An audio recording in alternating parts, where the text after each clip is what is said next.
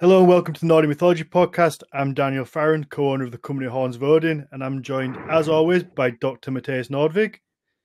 Hello, everyone. This time we are joined by Vicky Mickaleson from Norway.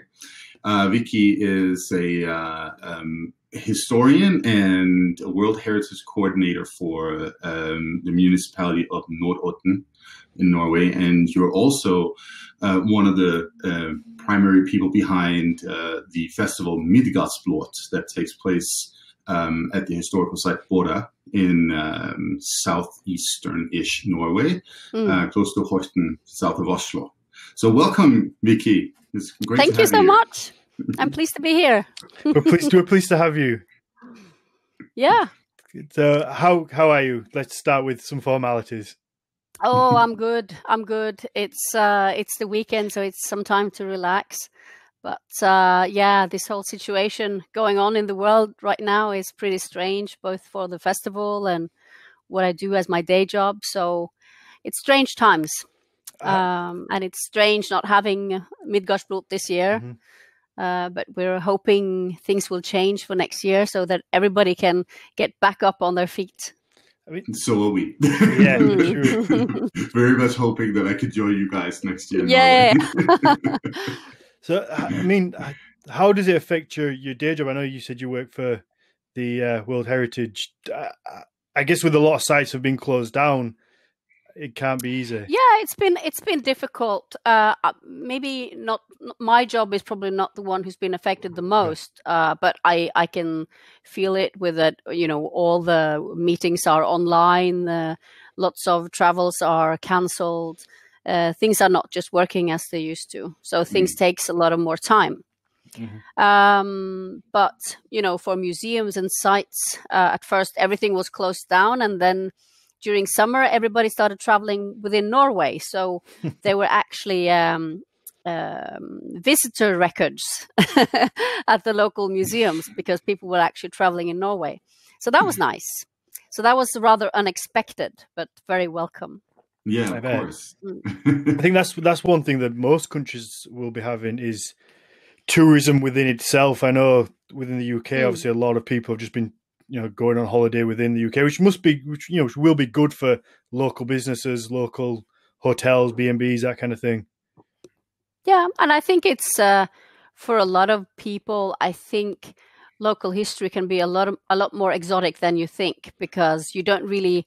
Sometimes you know the history of Egypt more than you know your own local history. Absolutely, yeah. And I think this is a brilliant chance to actually know what's going on in your town. And like I'm working with World Heritage because Notodden got on the UNESCO's World Heritage list in 2015 for their industrial history. And a lot of people, they just walk by all the beautiful factories and places here and know nothing about them. And when they start hearing the stories behind, they're quite impressed. And all of a sudden they look upon their own town very differently. And I think that's what's happening with Midgardsblot as well. And Horten and Borre and people knowing the local history and which is the Viking history, and then seeing, people pouring in from all over the world who's really excited to learn about Horten and Borre. So it can be very exciting and exotic just around the corner. Yeah, and this is one of the interesting things. I think a lot of Scandinavians, probably, especially those of us who are either in sort of like the field or have a personal interest, we are very familiar with Borre and the Midgard Center, the little museum there, right? But what I've heard is that after you guys put on the festival, all of a sudden it's getting a lot of international attention as well, which is well deserved too. I mean, it's a great place. We really changed that because they had a hard time getting international visitors coming over. And we kind of loosened that up. So the museum, they experience lots of new people coming over there that hasn't been there before. And I can see it here in Telemark where I live. It's 1 hour and a half drive to Horten from Notodden where I live. And we have Norway's biggest stave church in Notodden. And I see a lot of black-clad people, more than before. Some of the people working at the slave church are a bit worried. Well, as long as you don't come with torches, it's probably going to be fine, right? And I tried to calm them down, like, no, this is good. This is a good development. Yeah. And then there's a bit of fun fact as well that connects Notodden and Borre, where the festival is, because the founder of Norwegian Hydro, which is the reason we're on the World Heritage List, he is named Sam Eide, and he managed to produce artificial fertilizer and kind of saved the world from hunger around 1900. Oh, wow. And he decided when he was to make the logo for Norwegian Hydro, he put a Viking ship on it. And he is actually buried in Borre.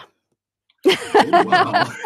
So there's some connections here that are kind of crazy, and it's a lot of fun for me having, this day job and doing Midgardsblot after hours. So it's fun. So history is intriguing. What? Does he also have a burial mound? Almost. He has built himself a lovely chamber next to Borre Church. Nice. So he's not far from the mounds, actually. Yeah. I think I must have seen that chamber. I feel like I remember there's like a couple of chambers at the cemetery there, right? Yeah. He's a very intriguing character, crazy guy who started up so many businesses. And when Titanic sunk, he was supposed to have been on that ship. Oh, and wow. He said, and he thought to himself, they need to do something. They need to put up, some system to avoid ships hitting icebergs. So he drew up the outline for the American Coast Guard. Oh, really? And made it happen. He's a crazy guy. There's all crazy stories with this person. So come to Notodden. I will tell you more. And then come to Midgardsblot. I'm coming. I want to hear more about this. Absolutely, yeah. I think there's a lot of interesting stories that people don't realize from where around themselves. Like, it's so easy to walk around with your eyes closed, with and not just look up around you. And sometimes it's nice to take a moment to look around where you are, rather than looking further afield and assuming everything is always better over there. I'm from Yorkshire. And it's one of the most beautiful places in the world, but you kind of take it for granted. I see, you take it for granted when you just you see it every day and you walk around. But when you take 10 minutes to actually look up and just take it in, it's kind of like, well, I'm incredibly lucky to have this here. It is. And I think, the Viking Age, and the stories about the Viking Age, they pop up in the most unexpected places, like this example here. But the Viking Age has been used so many times for branding, and it has, in times of crisis, you kind of look back and then you pick up something old and make something new, for the future. So I think what we see is this immense interest in the Viking Age. I mean, the world is in a crisis right now with climate, with lots of things going on. But we can learn something from the past. So we look to the past and we pick something there that feels meaningful and we use it in real time and then create a path to the future. And I think that has happened so many times before, and not always with a good result. I mean, the Nazis did that too during Second World War. And I think that's one of the reasons why Viking history has been so difficult in Norway since the Second World War, because they kind of took the Viking Age and it has been untouchable since. And I think that has been at the back of many people's head when we started up Midgardsblot, because at Borre, the Norwegian Nazi organizations had their biggest meetings where we actually have the festival. So it was a bit, okay, what's going on right now? But everything is calm now. They know where we stand and that we're not going in that direction. But I think this summer they've had a very interesting exhibition at the Midgard Viking Center telling that story about the Norwegian Nazism, also taking place at Borre. But I And think it's Norway also has sort of like a, compared to, well, I mean, maybe this is a stretch. I don't know. Like, of course, the black metal incidents that we also alluded to a little earlier with the burning state churches and murders, and also mixing in Nazi ideology. Back in the 90s. I mean, that is also a little present, I guess, for a lot of people. So seeing a bunch of black-clad people and the heavy metal and the Viking stuff. Yeah, but, what's going on? Yeah, but obviously that is not what's going on. No, and that's a good thing, that people are really pleased. We have so much support from the local community and from the local politicians and the regional politicians. And a lot of universities are really impressed with what's going on and find it really interesting. So at the moment, there's 2 really big research projects going on where Midgardsblot is one of the cases, because they see that there's something new going on here, and also how we involve a lot of different people in creating the festival. That we are not just putting on bands and selling beer, but we are making a lot of cultural activities too, as with the seminars that I'm running, and arts and crafts and games and whatever. We try to. It's like when you think that if you have an interest in history, you must sit down and read the books, but an interest in history can take on so many forms. And that's what we see at Midgardsblot. Some use the interest in music or spirituality or tattoos or art or comics or whatever. But everybody has in common that they have like this interest in the past. Yeah. And I think that's really exciting. But because I think the flat or the usual way of telling history can be a bit flat and one-dimensional. It lacks texture, so to speak.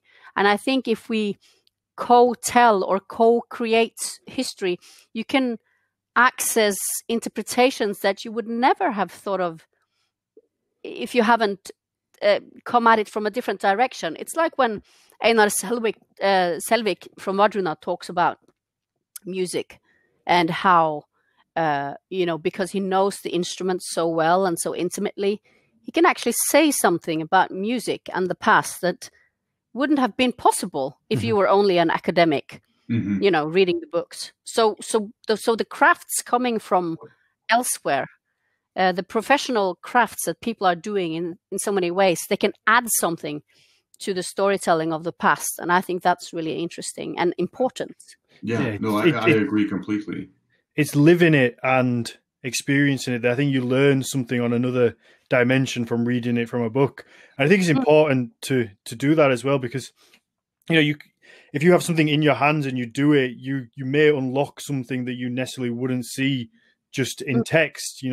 Having it there and playing around with it. I think, Mathias, you said before about the shields and maybe that they weren't used defensively but more offensively, and that's something that you wouldn't really know without picking one up, holding it, feeling it, and exactly, and trying it, and then you learn something. And like you say with Einar, with the music, him playing it and learning it and living it, then suddenly you get a different perspective on it.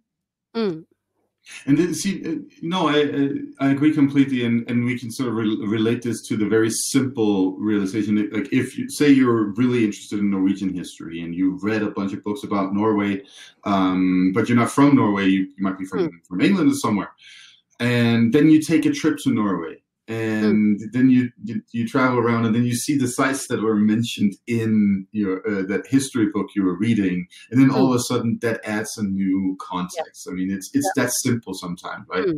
And this is sadly something that a lot of people in our field as academics, they forget. A lot of there's a little too much armchairing around here. People are just sitting there reading their books and forgetting about. What does it actually mean to be? But it's like acknowledging that the different strategies to learning about history have its own value, and I think that's important because I have a master's in Viking studies, and but it's interdisciplinary, so it's not just history, or it's all the disciplines focusing on Viking and medieval history. And in the middle of doing that, I went to Cambridge and I stayed for half a year.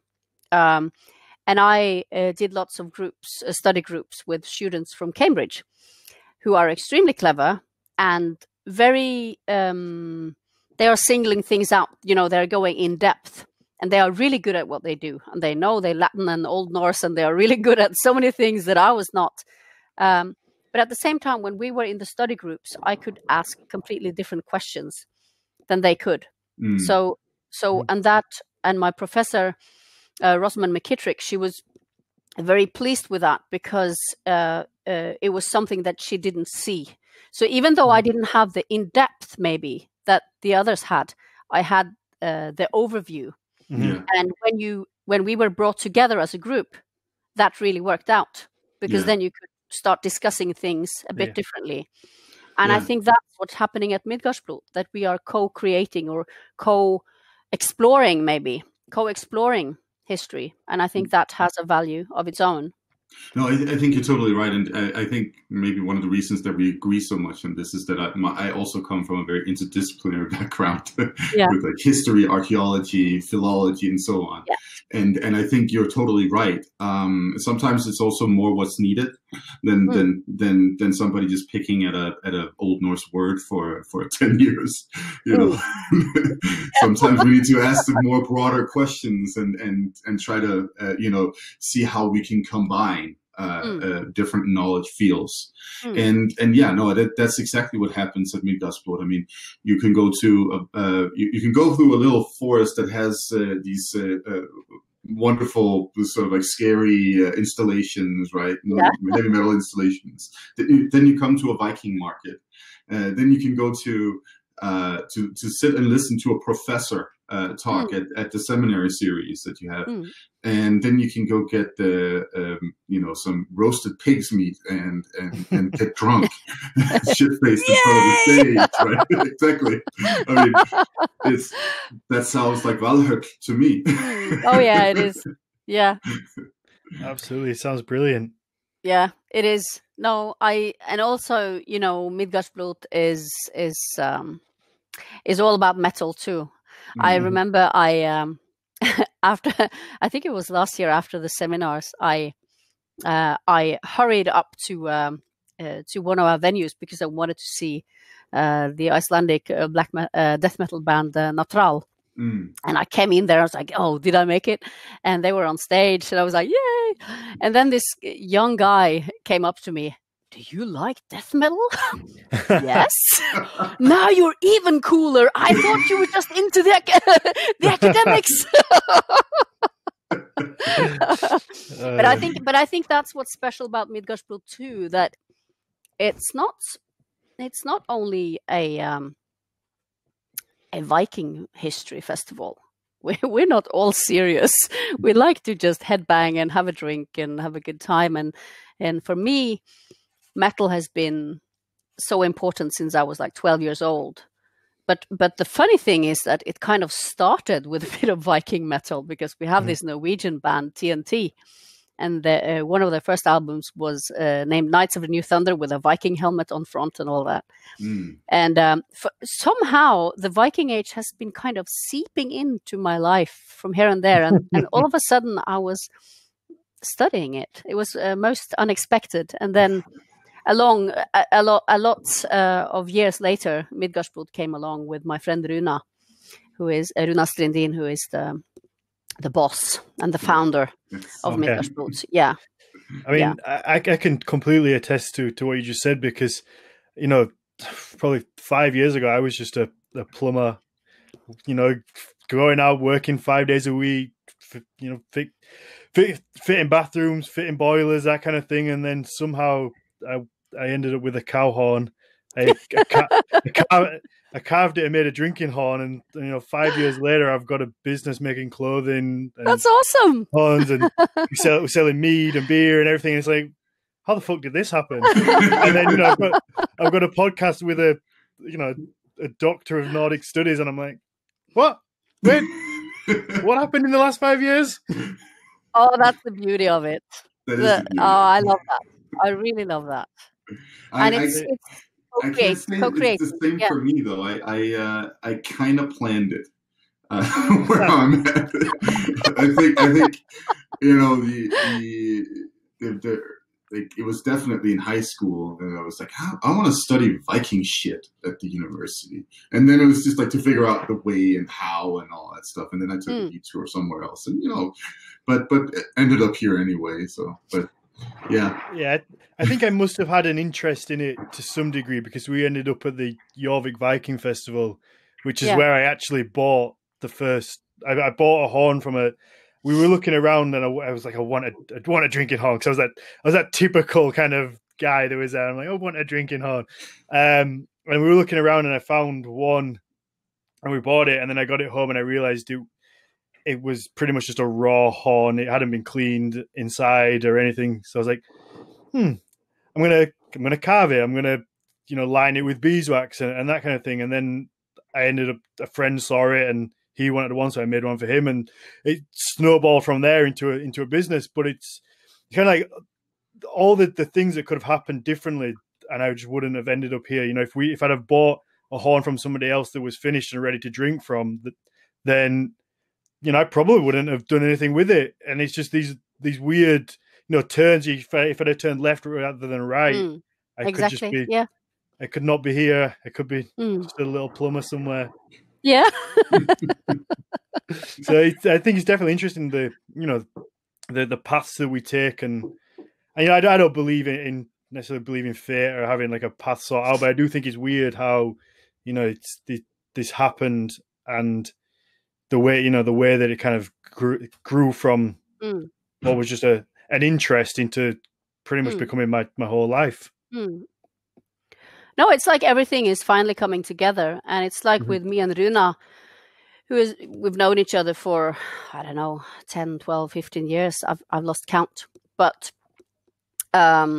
she was always doing these synth festivals, and then she worked for Inferno for a bit, and I liked metal and I liked synth a bit, and we had a lot of the same preferences, and we went to this thing in Norway Oslo called Gotham Nights. And, we had so much things in common, and we never understood why we didn't know each other before, because we happened to know each other much later. And then we had kids and we lost contact for a bit. And then all of a sudden, Runa said, I'm starting up this new festival called Eidsivablot to commemorate the 200 years of Norway's constitution. And I was like, that's cool. So you're doing Viking stuff now? I was a bit surprised. Yeah, of course. And then she went up and did that. It was a huge success. And I was supposed to come.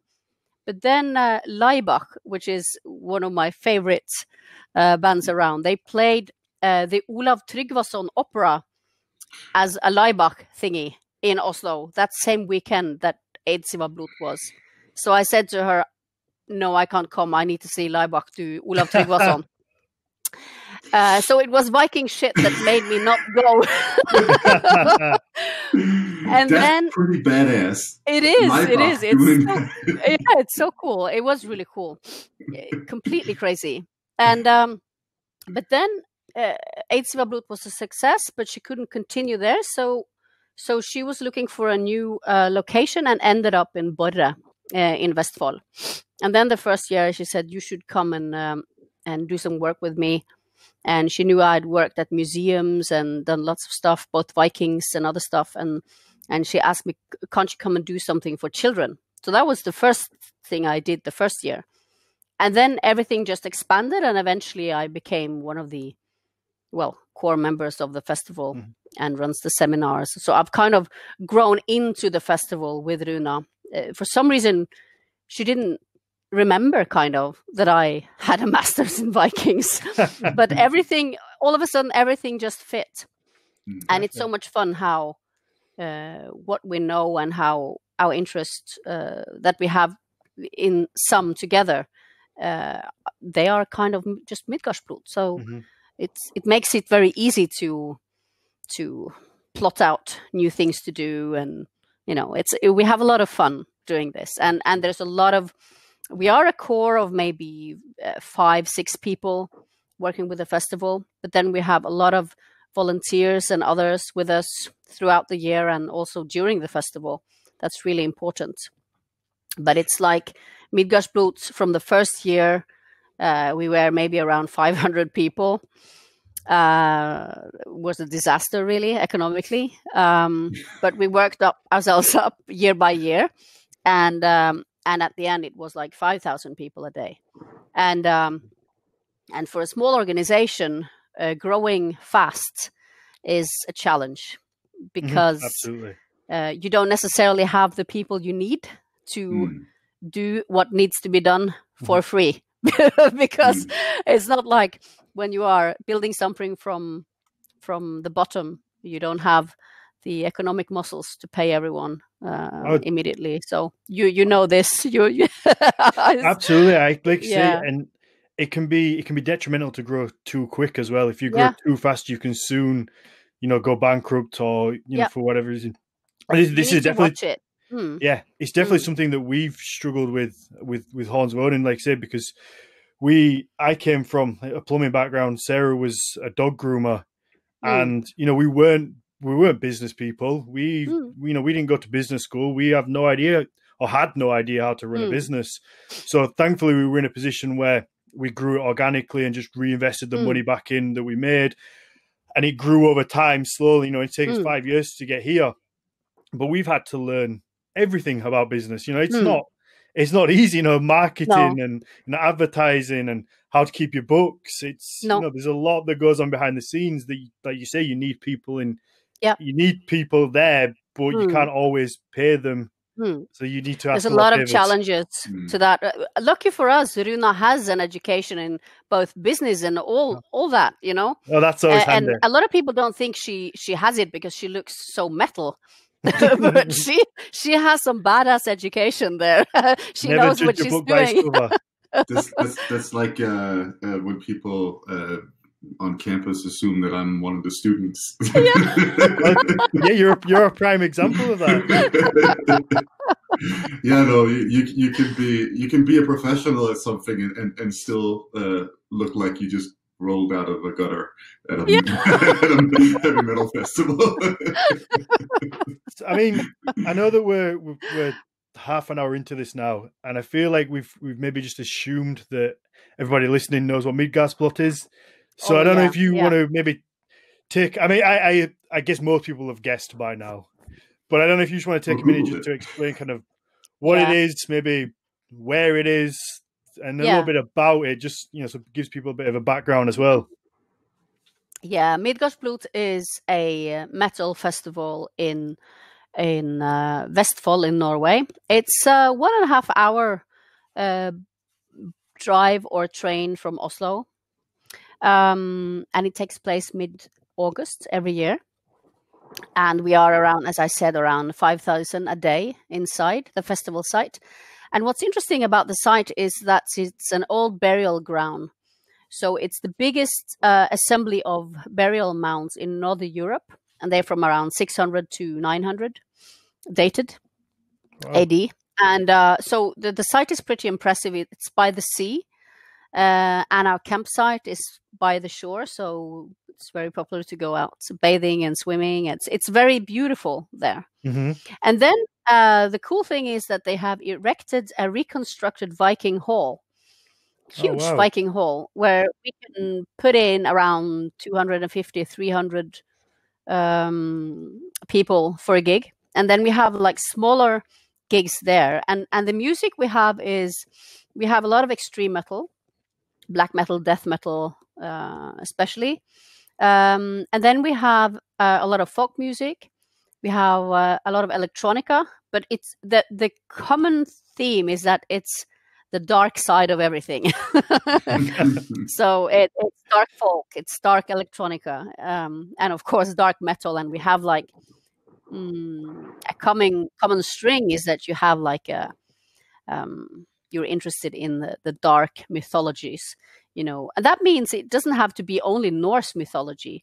I mean, a lot of metal bands are really into Egyptian or Persian stuff, or so it's more about the prehistoric mythologies that interest a lot of our audience and that we pick up somehow But because we are at a Norse site, a very important Norse site in Norway, we focus mainly on the Norse histories. And then along with like a 3-day, next year it's going to be 4 days of gigs. We have we broadcast movies. We do cartoon workshops where we have the best cartoonists in the world coming over to teach kids or grown-ups whose kids inside to do comics, Norse comics. Oh, wow. We have seminars, 4-day seminars where you can learn about Viking history, and we also have like a bit of music business themes going on. Lots of Norse food, Norse drinks, and we make a lot of effort in making the surroundings welcoming. Our slogan is "Welcome home." It awaits you as you enter the site, because we are at we call ourselves Midgardsblot, and Midgard is the world of men in Norse mythology, and the blot is to sacrifice or to strengthen the gods.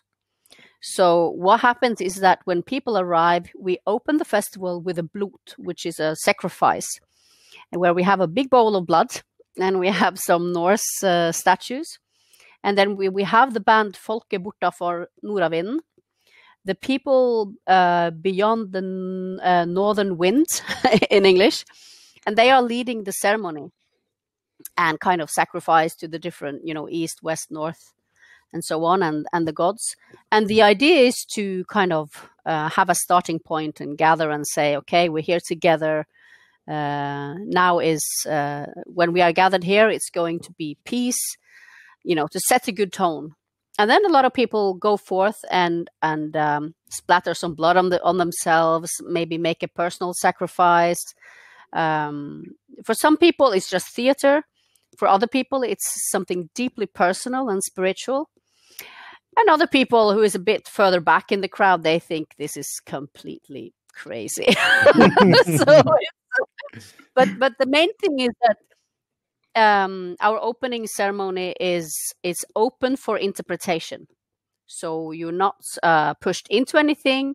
You can be a spectator and enjoy it, or you can take part in a personal way. And then when the whole festival is over, we arrange for Ragnarok, the end of the world, so that the circle is closed. And when a year comes, we're going to meet again. We go with the torches to one of the grave mounds, and we stand around it, several thousand people with torches. And then Folke bortafor Nordavinden is drumming, and it's a really, really nice experience in the pitch of dark night when we stand there together. I imagine it's something people remember. Yeah, I mean, I know personally, after 3 days of drinking, I feel like it's Ragnarok. So yeah. I imagine that's what it's that's what it's like for a lot of people. Yeah. So we say that when you are entering the festival grounds of Midgardsblot, you're entering Norse time. It's something else.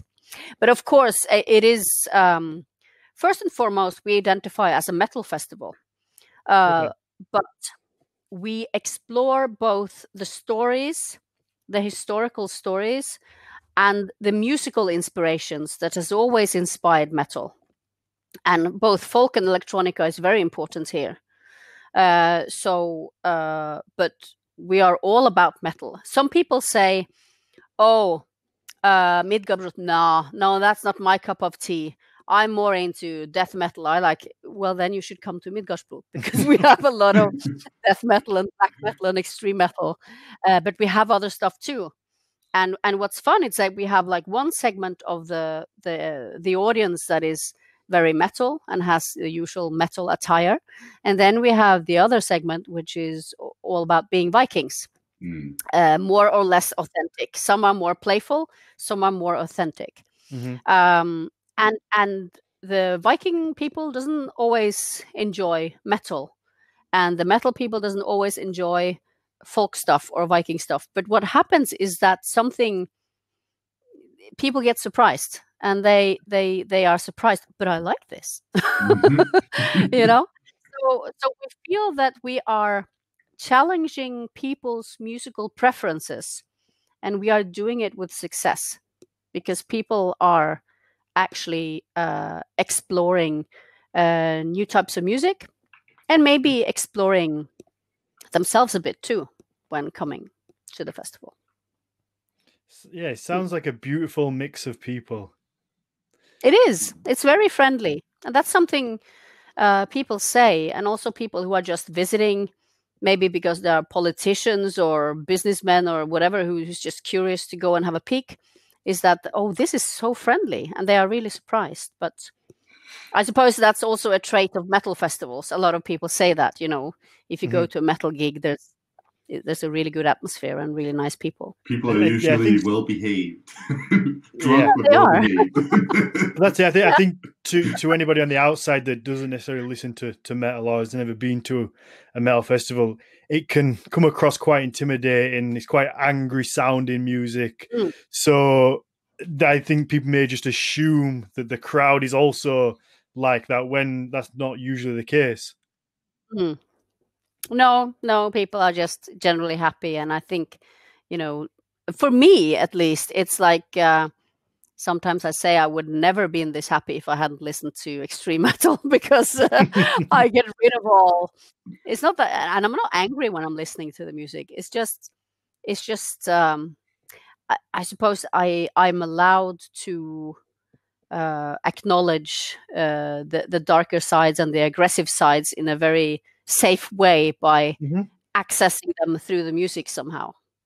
That I think that's true. That's something we've spoken about on the podcast before. Is I think everybody has to get rid of aggression somehow, whether it's through music, through sport. It's a good thing to do. I think the world would be a much calmer place if more people did. Yeah, and there's plenty of research too to back this up.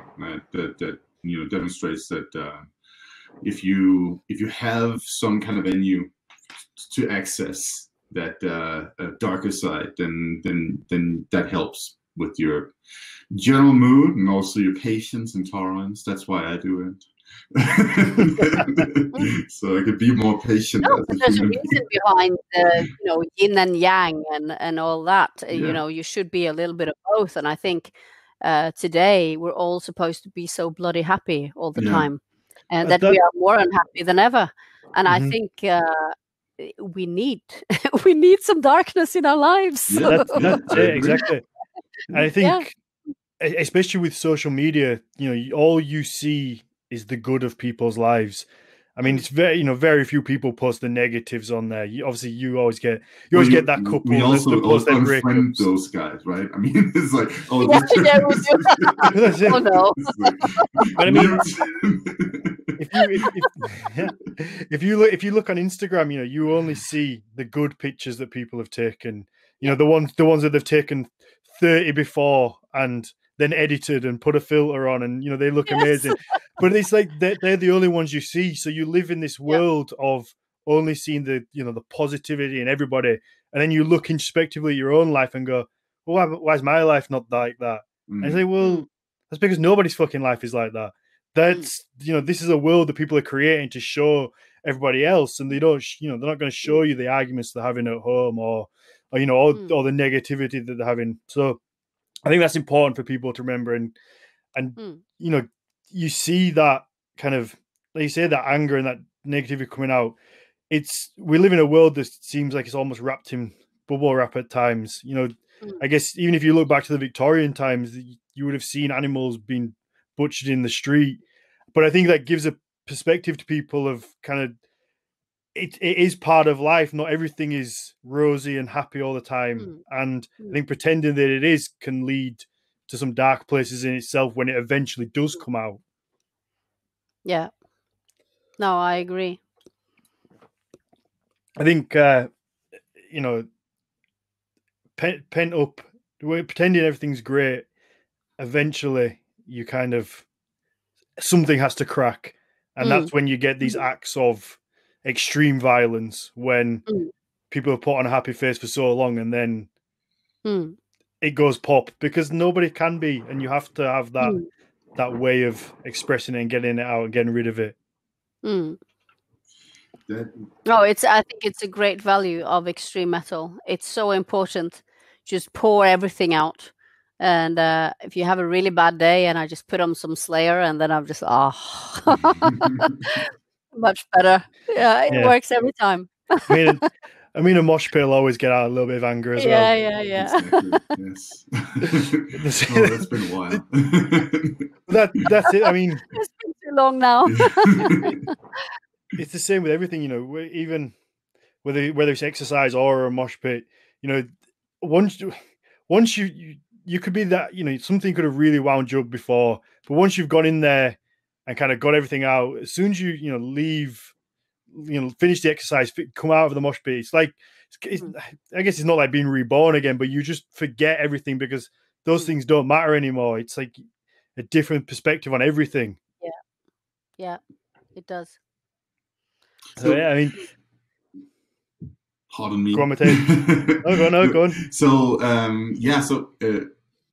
Vicky, let's talk a little bit about so you mentioned Borre as a historical site and also important historical site. I think there's a lot of interesting things to talk about with that general area. Borre in and of itself, but then we also have, not far from there, we have Skjeringsal, Köpang as well. The old Viking Age trade port, one of the very important trade ports in that part of Norway. We have Tønsberg as an important medieval city as well, with a huge castle and town in Norway. Yeah.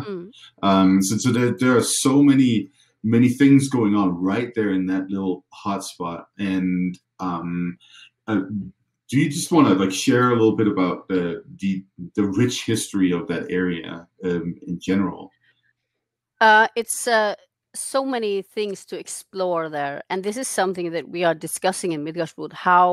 How can we give access to our audience to more of this history?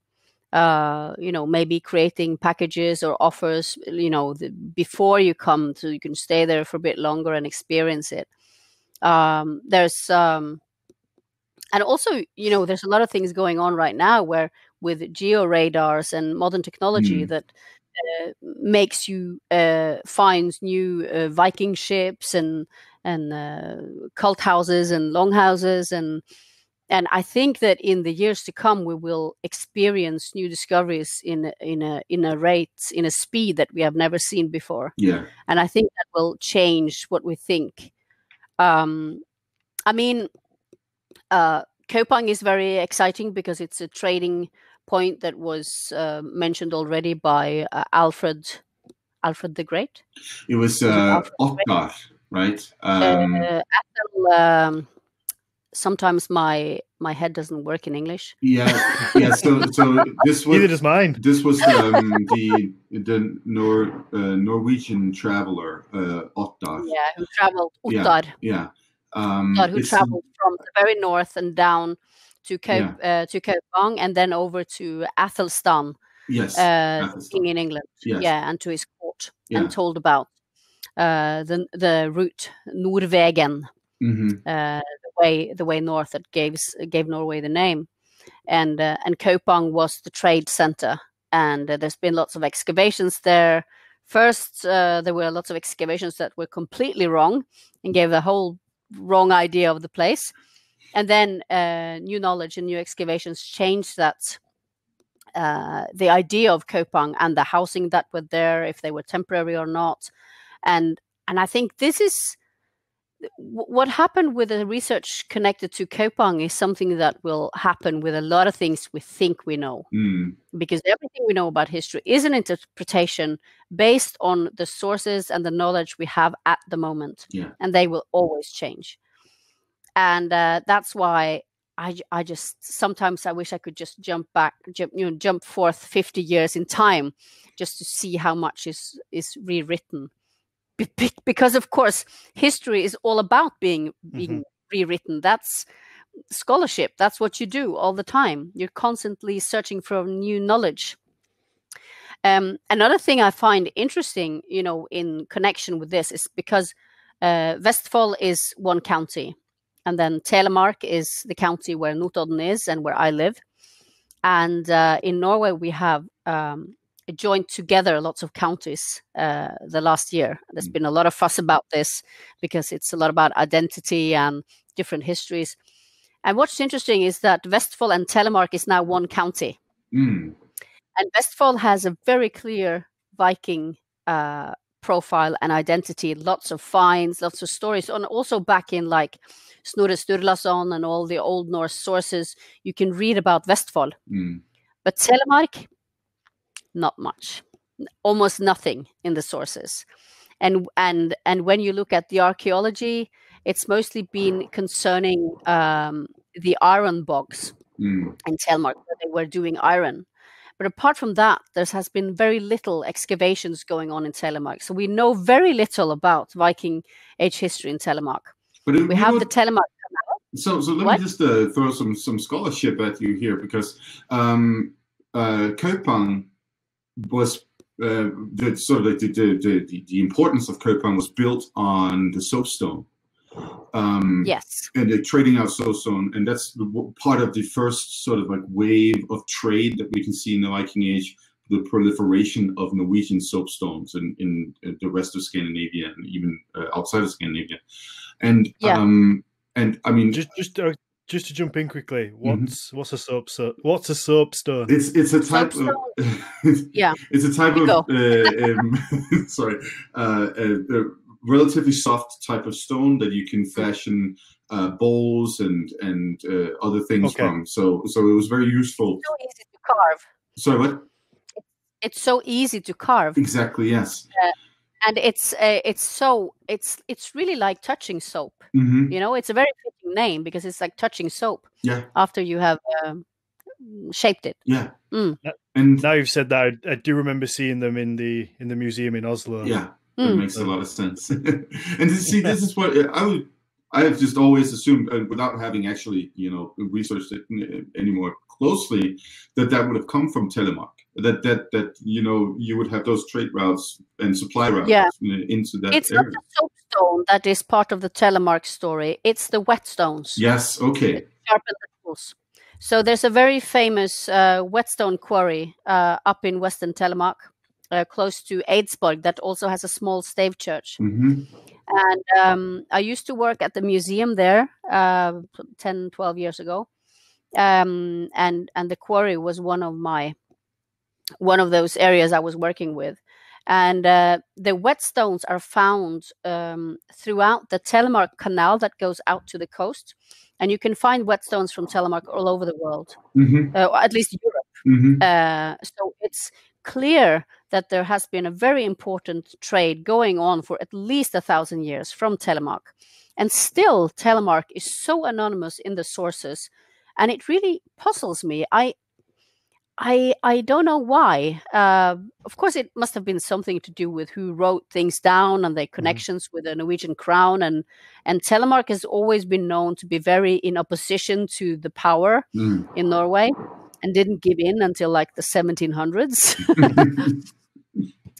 So they have a very peculiar. Telemark has a peculiar standing in the Viking history of Norway, and also one of the bigger female graves with lots of grave goods is also found in Western Telemark, and also a grave that was first interpreted as a smith's grave with lots of tools. But they have discussed later if there was several graves on top of each other, and that was misinterpreted as one grave. But there are interesting finds, but very little literary sources and very little research has been done. There is. So I was asked. Yeah, I've actually done some research on Telemark myself. You have? Yes, I mean, you do research on everything. No.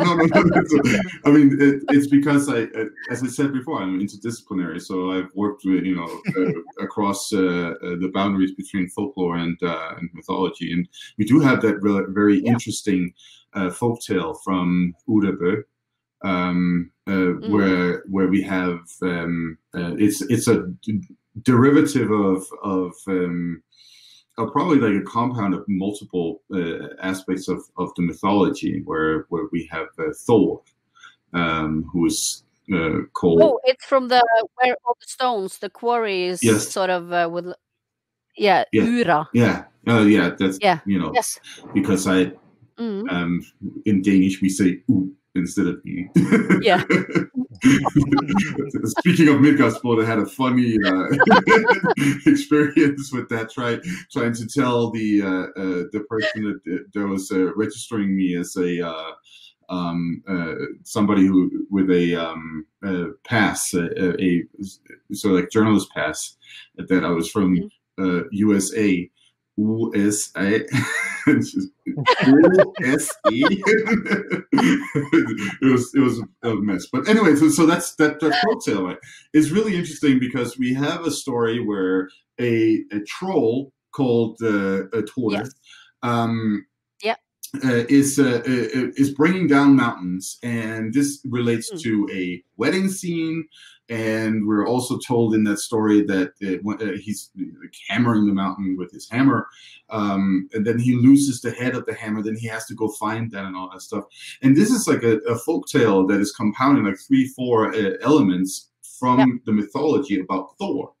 And that's obviously why I've been interested in it, because it's also, in that sense, a story about how landscape formations are made, and all of that stuff. And that's some of the things that I work with, especially with volcanoes. But also I used it as an example of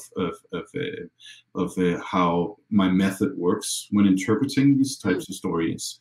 And I find it an incredibly fascinating story, because obviously the way that it's been written down in the 19th century or early 20th century, I can't remember exactly when, it's obviously sort of like a romanticizing Nordic mythology a little bit. There's the interpreter, I would call him, and I can't remember his name,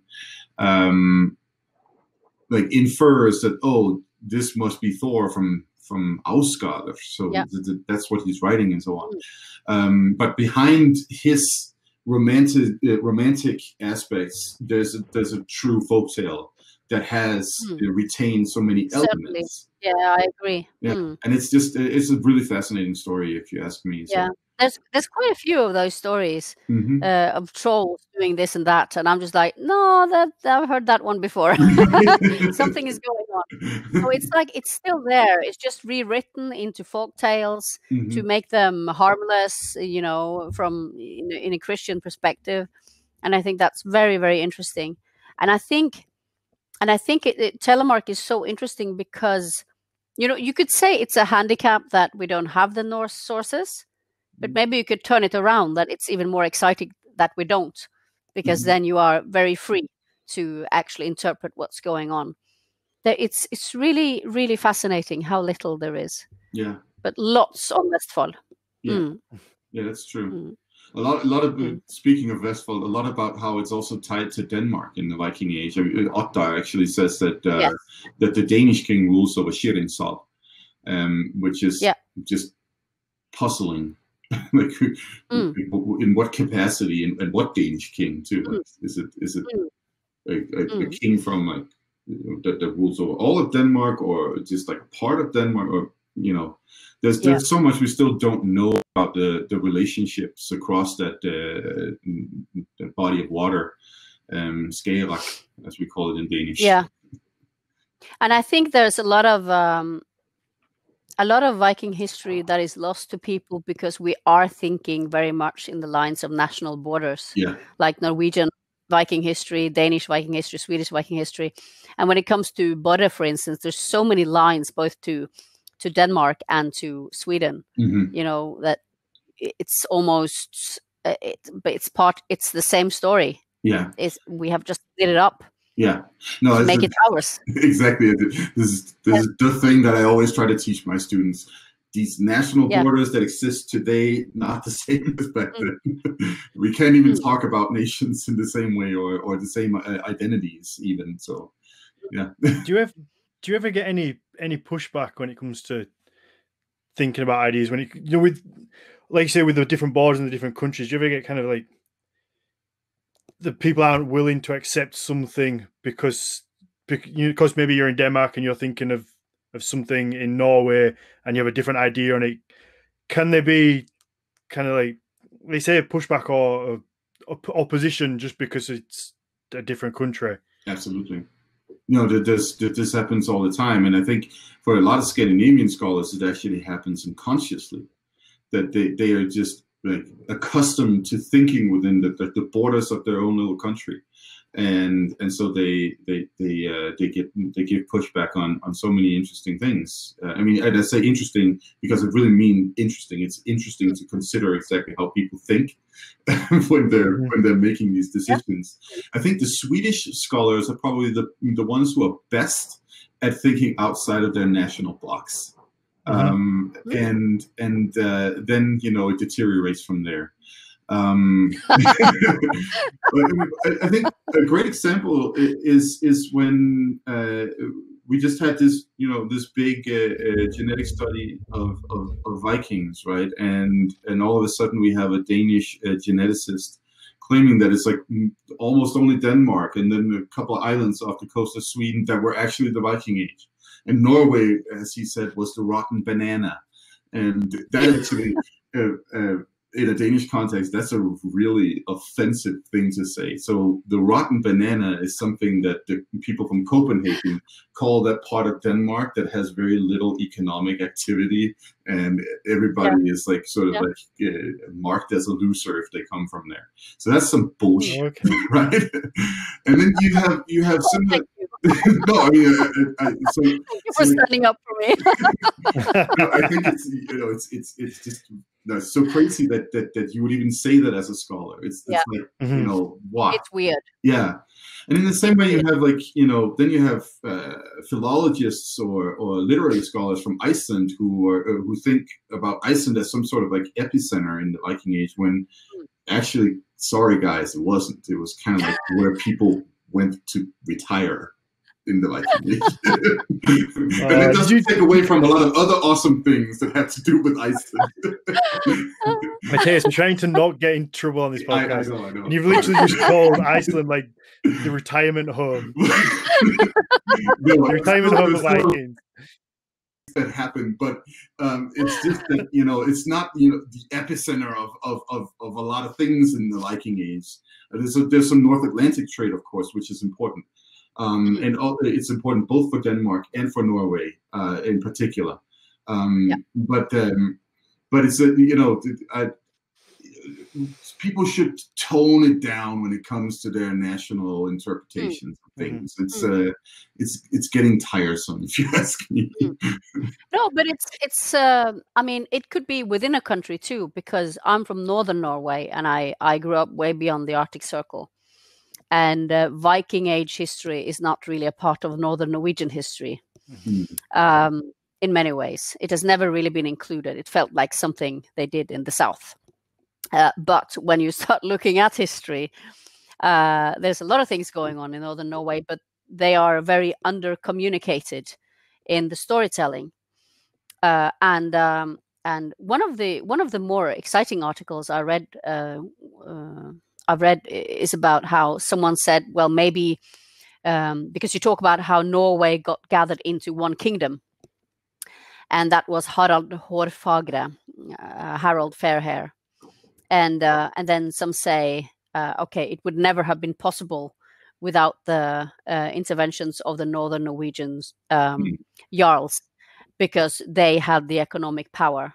And when you look at Lofoten and Borgen and you see the enormous longhouse that is there, and also the fact that they were taxing the Samis who were having all the luxury goods at the time, there is a good point here that maybe, it's something who writes the winning story. Yeah, they get the power, but it doesn't mean it was really like that. No, so maybe Northern Norway was a lot more involved in what was going on. Than we acknowledge. Yeah, you're totally right. I mean, you think about such things as the walrus tusk that they were hunting up there, all the different kinds of pelts that would be coming from the Sami, reindeer, and so many other goods. And when we look at, I mean, the house at Lofoten is the largest Viking Age structure that we know of. It's huge, and it has ties to all over Europe. So forgetting about that is, ridiculous. Yeah, but it's the same with still murder. kind of forgotten, even though it's like one of the most popular tourism goals in Norway today. Northern Norway is still kind of not really included in, the Viking narrative, if I can call it that. It's really slow. It's like it's something on the side, kind of. So I just find it very interesting that even Norway is very long, so but it's very interesting how the story is told and what is left out. And to this day, I don't feel that Viking history is kind of my history as a Northern Norwegian person. No, I get that as a Dane, because if you go outside of Scandinavia, when people think of Vikings, they think of Norwegians and Icelanders. The Danes and the Swedes tend to be left out. The Swedes, they might sometimes be like, oh, yeah, okay, you guys can also be Viking. And in Denmark, for a long time, I feel like we have perhaps also, with apart from Harald Bluetooth and his runestone and all that nonsense, we have been focusing more on aspects of medieval history, at least when it comes to what we're taught in school. Of course, we're like, oh yeah, we were badass Vikings for a while, but you know what? It's much more cool to talk about this cathedral over here, or this castle that we have over here, or something like that instead. But I think that's what happened in Telemark, where I live now, is that they have taken on the medieval story and not the Viking story. So because we've had so many stave churches here, only a couple left in Telemark, and we have the biggest one in Norway is here in Notodden. But also we have a lot of the stave church portals that has been preserved are from Telemark. So quite a few of them have been preserved. So that's why the stave church story stands very strong in Telemark. And so the story is connected to that and to the medieval period, and then with the folk art and folk clothing, it's kind of the trademark of Telemark today. So we have just picked in Telemark, they have picked a different scenario that is our story, whilst in Westfold it's the Vikings. They have chosen the Viking story. We have chosen the medieval story, and now we have chosen another one, which is the industrial story. So it's funny how the past makes up a very important part of our identities. It's extremely important for how you see yourself and what you put money into. I mean, one of the reasons why the Viking Age stories in Vestfold are so successful now, with Midgardsblot as well, is because the local governments have decided we are going to put money in this because this is important to us. So cultural heritage is a lot about money, and who is willing to put money in it because they feel it's important to them.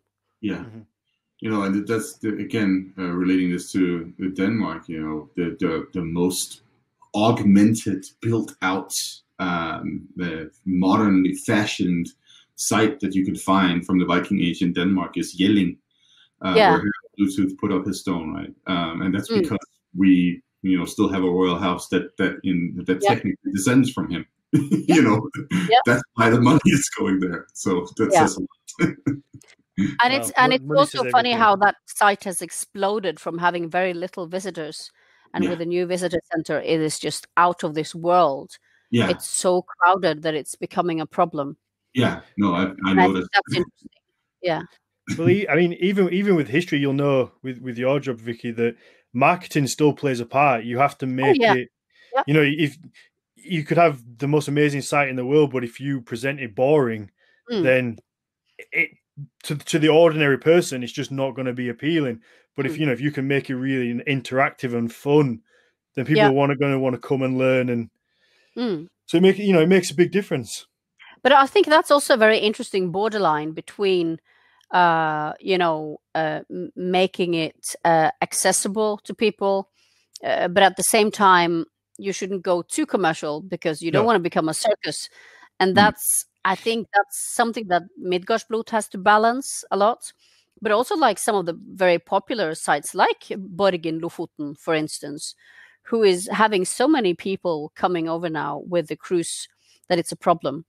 And for Midgardsblot, it's like our vision all the time, and Runa has been very insistent on this, is that we are not going to go Wacken, or we're not going to go 10, 15,000 or 100,000. We are going to be a small festival because it's part of our identity that we shouldn't go all that commercial. And also it's something about being sustainable, that you should consider nature and the toll it takes on the local nature and people who live there, and also that if you grow very big, you might not be able to use local resources anymore because they can't provide enough, and then maybe you have to go international or cheaper, and then you lose a bit of yourself. So we want to stay local, and we want to stay relatively small, but we need to be economically sustainable, but we need to be we want to be believed in the project that we do. We want to do it in a way that treats both people, nature, and our project well. It's so interesting how these things kind of cross borders almost, because again that relates to me and what we do, because we are a family business, me and my wife, and I make a lot of the horns myself. I've got my own little workshop, but equally you also want to portray to the world as being a professional business, and you want to be seen as a proper business. You want to come across as that, but you also don't want to lose what made you what made us the company we are, is having that personal family touch. So it's finding that balance of being commercial and being economical with your money and having the business side, but then also making sure you keep that nice, what made you and that uniqueness. Exactly, yeah. Mass production is something that's killing the planet. So let's not go there. Let's find another way. And that's why we're looking back to going back to the personal touch and try to be real. You wouldn't believe the amount of messages or emails I get particularly Indian companies wanting to sell like cow horn or mass produce. And I mean, I get emails, messages. Somehow they managed to get my phone number. I had a call yesterday that it came through from Maine in the USA, but when I answered it, it was an Indian fella asking to sell, drinking horns on mass, like the mass produced, and I'm like, no, that's my thing. Like I get them raw, I sand them, I work on them, I carve them, I line them, and like that's what I do. Why would I want to buy? But it's insane. Like it's literally insane the amount of companies that reach out to do that, because it makes me think, well, how many of these things have been sold and shipped, and how big is the market? I guess because I would think there'd be like 5 companies maybe that sold these things on mass from that kind of world. But I mean, I must have had messages from 50 different companies. So it's insane the amount that there is there. And speaking of Viking markets, I mean, this is something that I recognize as a continual discussion too. Back in the day, where when I did a little bit of dressing up and reenacting myself here and there. We've all done it. Yeah. No, that was a discussion. There was like that guy who showed up with his Viking tent, and then he had bought a bunch of stuff that he got shipped from like Thailand or somewhere, and I mean, it was. So there were some markets that wouldn't even allow people like that showing up, and other markets where they would be, allowed in, but they weren't particularly popular with the rest of the crowd because it was about craft, and doing it yourself. I mean, like I say, we see that all the time. There's so many other websites that literally. The problem is though, I guess the end user doesn't really know any better or doesn't know the difference. No. Like we aim to have everything's handmade. We have our own jeweler. She lives 10 minutes from me. And we've worked with her over time to develop the things we do. And it's frustrating when you see people just pop up out of nowhere with this massive catalog of items that that 50 other people are selling the same thing, but it's the end user that doesn't know any different. They just see a Viking symbol on a bracelet or a necklace as a pendant, and they like it, so they buy it, and it's kind of not knowing any better, I guess. And I just want to throw this out there. That if somebody in a country relatively far away can mass produce things of this kind and send them to Europe or the US or some other place cheap, relatively cheap, you also know then that the people who are making these things, they are not getting paid anything. It's not even the pay. Like I had a guy send me some pictures of his drinking horns, and the factory that they were made in, which he says factory, it's not a factory, but it was a machine with a few cogs with I guess like a sandpaper mixed between two spinning sort of wheels, and there's no safety there. There was a couple of guys sat on the floor with no shoes on, no mask on, no anything, with just covered in horn dust, with a pile of horns one side that's unsanded and a pile of horns the other side. And I mean, to be fair, the age of the guy was really questionable. I think he was probably maybe 16, 15, something like that. And it's like the conditions, the working conditions are completely unsafe. It took me years to build up the extraction that I use now, and I've got pretty good extraction, and I still wear a full face mask because of the risk to your lungs. But I guess when you get the pay is minimal, but it's also the damage to the health, which must be ridiculous. When I saw the pictures, I was like, I would never fucking buy from this because it's just so dangerous, and they probably don't. The guy working there probably doesn't know any better or needs the money, and it's like. How much is a mask? Just even like a paper mask, just something at least. Yeah.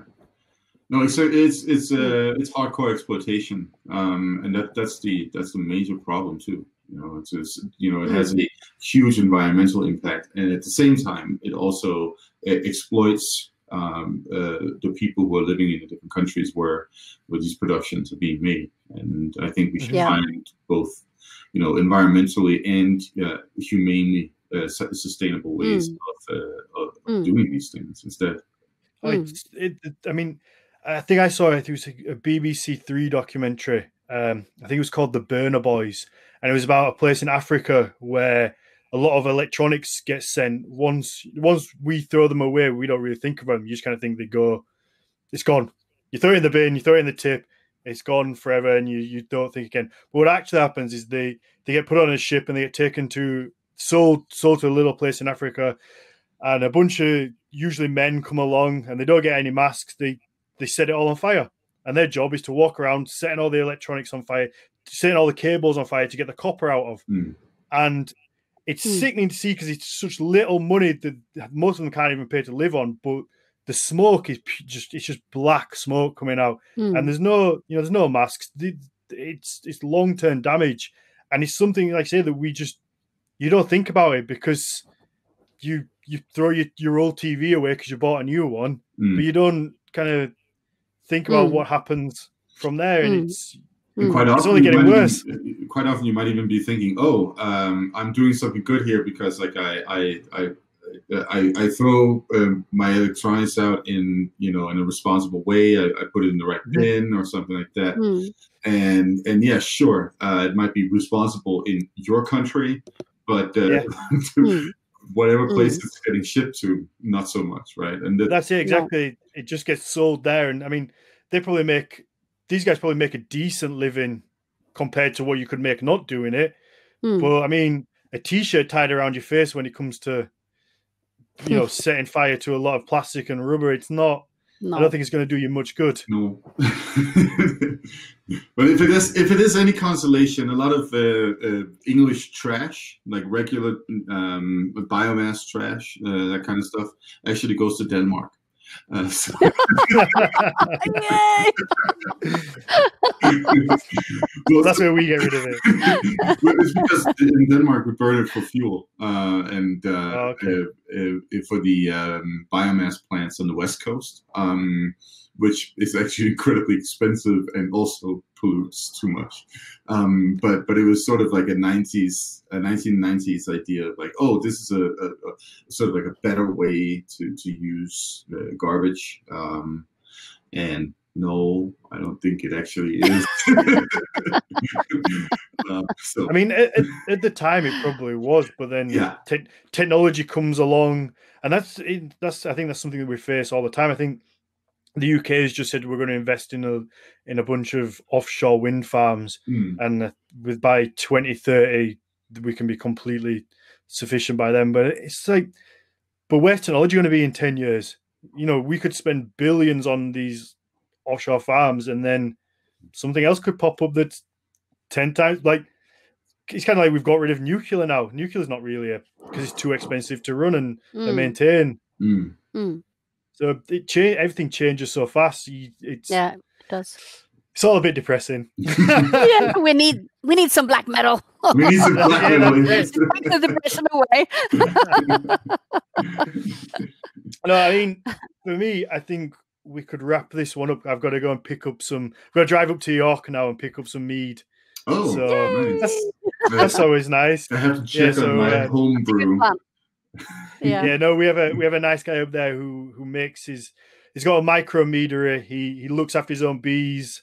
And then obviously takes the honey from them, makes his own mead. So it's all a very kind of small local place. That sounds awesome. So awesome. Yeah, so he's won a bunch of awards for it. It's really really nice. I'll have to send you some over. Yeah, you should. Yeah, we should meet up at Midgardsblot next year, hopefully, and absolutely have a toast. Yes. Yeah, for sure. And I'll bring some mead with me. Yes, do that. Perfect.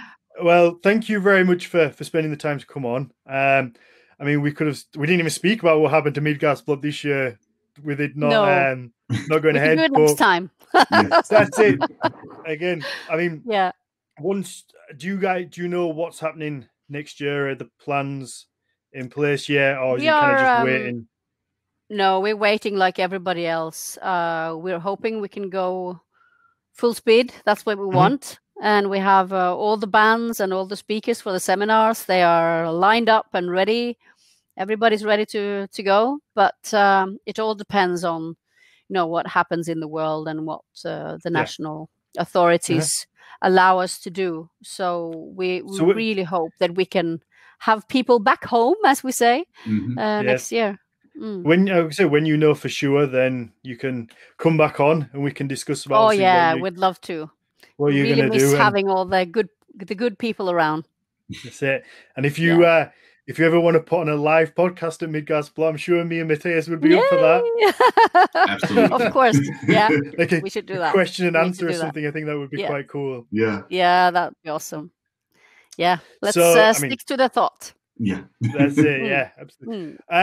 So thank you very much. If I don't know if you want to let people know where they can find you, whether you want to promote your social media or your Instagram or where you work or Midgardsblot, if there's anything you just want to promote, I guess. Yeah, you should. You should connect with us at Midgardsblot at Instagram, and then also the Midgardsblot community on Facebook. I mean, we have an event page called Midgardsblot, but we have a group called Midgardsblot Community, where lots of eager Vikings and metalheads are on and are sharing bardcore and jokes and and the latest in science or just good music. And it's a really good atmosphere in there. So awesome. Join the community and you will have all the latest news first. Perfect. Matthias, where can everybody find you? You can find me by my name on Instagram, Mathias Nordvig. You can find the Nordic Mythology channel on Facebook, and also you can find me and the Nordic Mythology channel on the website nordicmythologychannel.com. And thank you so much for the very interesting talk, Vicky. Oh, thank you. Thank you too for inviting me, and it was a great chat. Anytime. So quickly, you can obviously you can find me at Horns of Odin or at Daniel_Farrand1 for just mainly just me in the gym taking pictures. Is that one? So obviously you can follow us on Patreon as well. We've got a bunch of cool stuff on there. We're just about to release our first story time episode, which is us going through the Englinga saga, which is a Patreon only podcast. So that's a good one for people who want to get a little bit deeper into the sagas. We have a bunch of other stuff on there. So that's just Nordic Mythology Podcast on Patreon. If you like the podcast, if you could just take a moment to leave us a review and a 5-star rating, that always works well for us to get found by other people. So yeah, that's the formalities done. Yay! So thank you very much, Vicky. It's been wonderful. I'm sure people will love to listen to this. I had a good time. Hope to see you at the festival next year. You certainly will. 100%. Yay! Okay.